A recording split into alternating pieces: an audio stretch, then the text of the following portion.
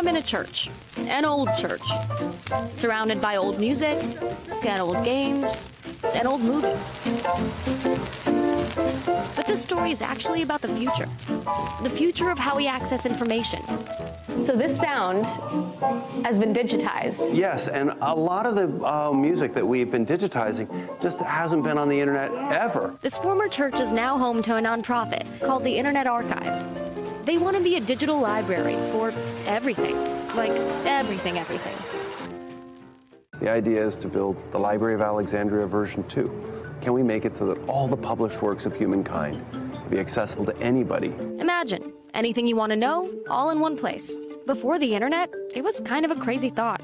But back in the 3rd century, it actually did exist. The Library of Alexandria was amazing in that it was the collection of what the Greeks, the Romans, the Hittites, the Hebrews all had to say, and it was in one place. Brewster and his team want to resurrect the library, but in a way more suited for the 21st century. It's a tough call to try to one-up the Greeks. I mean, the internet makes it so that no matter where you are, you can get access. But can we make it so that all of the books, music, video is available? The answer is yes, technically, but we haven't gotten there yet.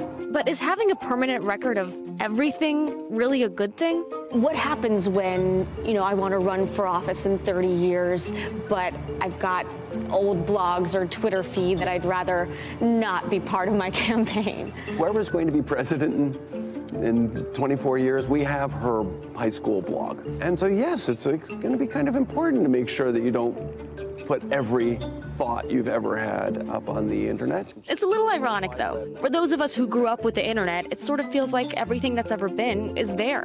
Well, that's not really true. While we're worrying about getting things off the internet, there's actually a ton of stuff that never made it on. This is a diary from 1918 to 1922. Wow. Of a Russian general. And something like that, I mean, if you didn't digitize it, how long would that last? It would get lost with time. Yeah. If it's not digital, it's as if it doesn't exist. And the best we have to offer is not all digital. So we're shortchanging a generation right now. It's an interesting challenge. How do we preserve our history, our knowledge, our information in a digital world? First step, put it all online. Just all of it. Easier said than done. Every time a light blinks, is somebody either uploading something or downloading something from the Internet Archive. These are people doing things on the internet. Over 1 million people a day use the Internet Archive, and you can see their activity. So how big is the Internet Archive? It's about 40 petabytes. Let's put it this way. Your phone is probably in the ballpark of 64 gigabytes. 15 phones, you got a terabyte. 1,000 of those is a petabyte, and 40 petabytes is the Internet Archive. And of course, the hard drives in this church are just one copy. There is more spread all around the world. The Library of Alexandria is probably best known for, well, burning. If they had made another copy and put it in India or in China, we'd have the other works of Aristotle, the other plays of Euripides. We have copies here in San Francisco, but we have another copy in Richmond, California. We also have a partial copy in Amsterdam and a partial copy in Alexandria, in Egypt. Alexandria. Yes. Today, some of the most important information never gets put on paper. It goes directly on the web. So what happens when a website goes down or just gets updated? What about archiving the web itself? I think there's this idea that once it's on the internet, it's there forever, but that's not really true. Not at all. Mark Graham is the director of the Wayback Machine. It's the Internet Archive's, well, archive of the internet. There was a study that was done at Harvard, for example, that looked at links that were used in Supreme Court opinions and found that after a few years, 49% of the links no longer resolved to the content. The average life of a web page is only 100 days. That means a whole lot of information could just disappear. If you had the old edition of a book, you could look at the old edition if you wanted to. But, for instance, the whitehouse.gov changes every day. And between administration, they wipe out everything before. So we try to make that permanently available. For lawyers, government officials, even reporters, it's become an invaluable tool for fact-checking and holding people accountable. We got this phone call from someone at Google who asked if we had seen what Donald Trump had just tweeted.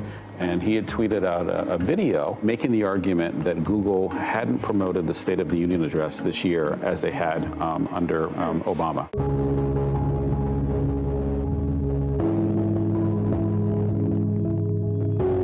And so Google asked if we had a copy of the front page. But they don't have a record of that. Yeah, that's not their job necessarily, right? But it is a job for the Wayback Machine. It was a request and a need to try to set the record straight. And we did, and it was in fact being promoted. But having a permanent record of everything could have some unintended consequences. I think people will get a pass for some things, but I think they'll be held accountable for other aspects of their digital lives. So to you, those trade-offs are worth it? I think we're all adjusting to a digital world. Hey, NBC News viewers, thanks for checking out our YouTube channel. Subscribe by clicking on that button down here and click on any of the videos over here to watch the latest interviews, show highlights, and digital exclusives. Thanks for watching.